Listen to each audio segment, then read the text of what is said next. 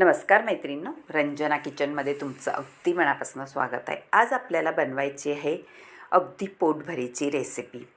फक्त ही रेसिपी बनवा, तुम्हाला दुसरं काही बनवायची गरज लागणार नाही। त्यासाठी आपण काय घेतलेलं आहे पाहू।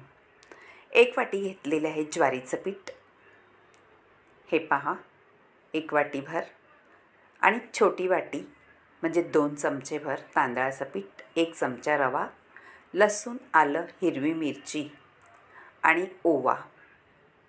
मैत्रिणी, ओवा जरूर घाला, ओव्याचा स्वाद अप्रतिमच लागतो ह्या रेसिपीमध्ये। आता एक भांडं घ्यायचं आहे, त्यामध्ये आपल्याला ज्वारीचं पीठ घालून घ्यायचं आहे। ज्वारीचं पीठ 1 वाटी आणि 2 चमचेभर तांदळाचं पीठ, रवाही घालायचा आहे म्हणजे त्या रेसिपीला क्रंचीपणा येतो। आता हे सगळं घालून घेतलेली पिठं त्यामध्ये आपल्याला काही मसाले घालायचे आहेत। त्यापूर्वी आपण ही मेथी घेतलेली आहे, मेथीची भाजी छान निसून टिपून कापून घेतलेली आहे धुवून।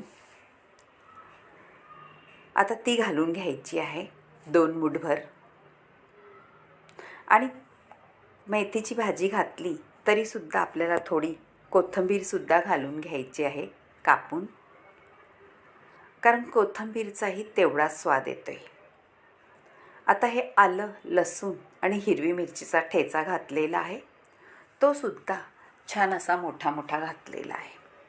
आता उन्हाळा म्हणलं का आपण त्याच्यामध्ये काहीतरी थोडंसं आंबटपणा छान लागतो, त्यामुळे दही घातलेलं आहे वाटीभर आणि ओवा हातावर चोळून घातलेला आहे। दह्याने छान असा आंबटपणा येतो त्याला खायला।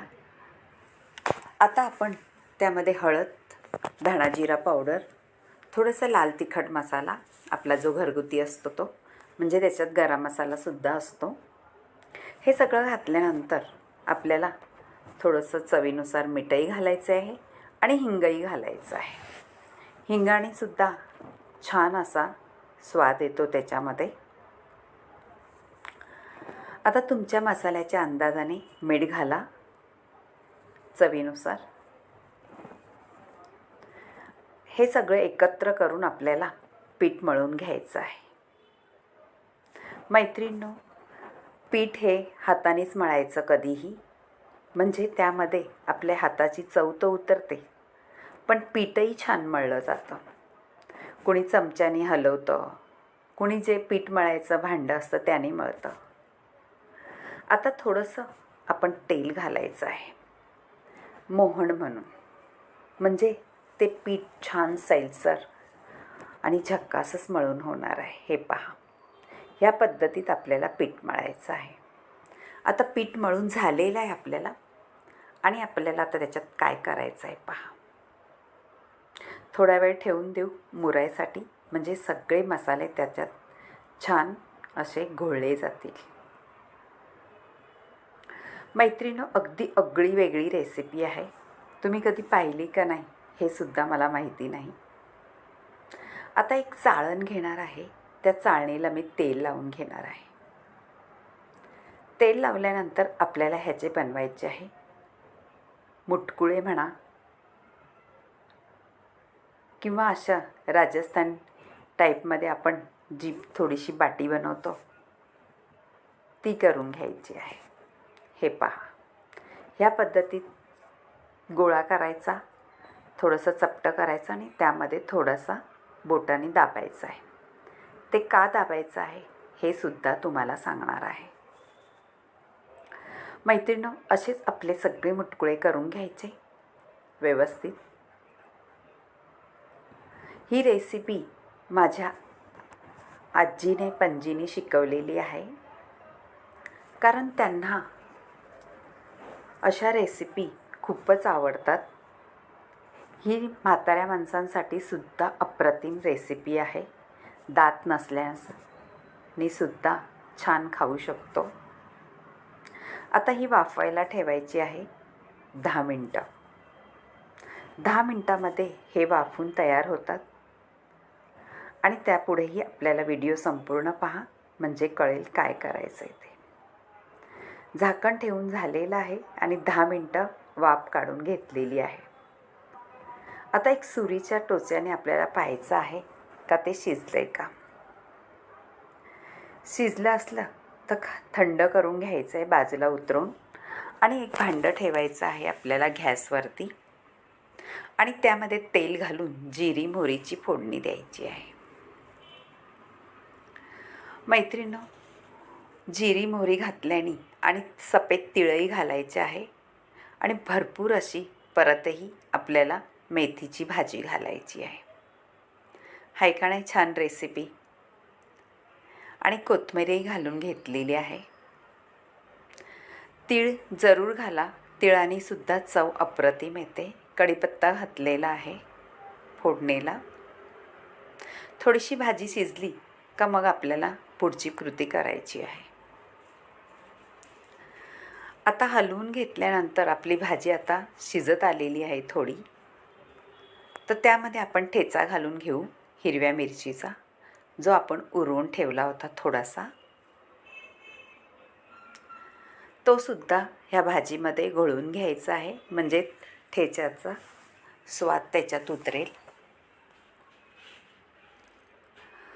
आता आपण त्यामध्ये थोडंसं मीठ घालायचं आहे चवीनुसार.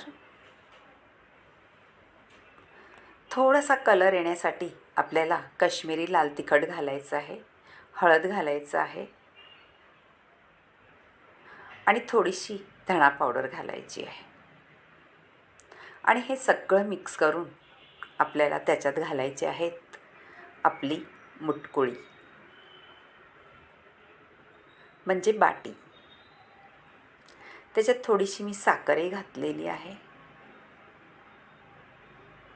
आणि पाणी घालून घ्यायचं आहे. थोडीशी उकळी आली पाण्याला, छान आपली भाजी शिजली जाईल. हे पहा. आणि ह्या भाजीच्या पाण्यामध्ये ही मुटकुळी टाकून द्यायची आहेत.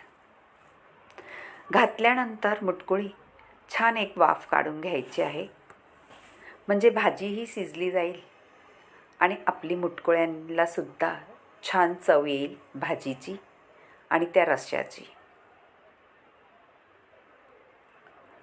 याप्रमाणे ठेवून घ्या आणि थोडीशी वाफ काढून घ्या. आपली मुटकुळी ते शिजलेलीच आहेत, त्यामुळे काही प्रॉब्लेम नाही. पण मेथीचा स्वाद अजून वाढावा मुटकुळ्यांना, म्हणून आपण थोडंसं पाणी घालून वाफ काढून घ्यायची आहे. झालेली आहे. पहा, तुम्हाला आवडली तर रंजना किचनला लाईक करा, शेअर करा, कमेंट करायला विसरू नका आणि सबस्क्राईब करा. तुम्हाला हे सुद्धा सांगणार आहे, आपण त्या बाटीला मध्ये बोटाने प्रेस का केलं. प्रेस केल्यामुळे त्यामध्ये छान असं पाणी जाऊन आपल्या बाटीला वाफवली जाते आणि त्याच्यामध्ये सगळा रसकस उतरून छान आपली बाटी तयार होते. आता त्यावर साजूक तूप घालायचं आहे आणि गरमागरम कोथिंबीर घालून आपला ताव मारायचा आहे. अशाच नवनवीन रेसिपीसाठी तुम्हाला माझी सबस्क्राईब करा आणि सबस्क्राईब केल्यावरती नवीन नवीन रेसिपी तुम्हाला दिसतील. बाय मैत्रिणींनो, भेटूया आपण अशाच नवीन नवीन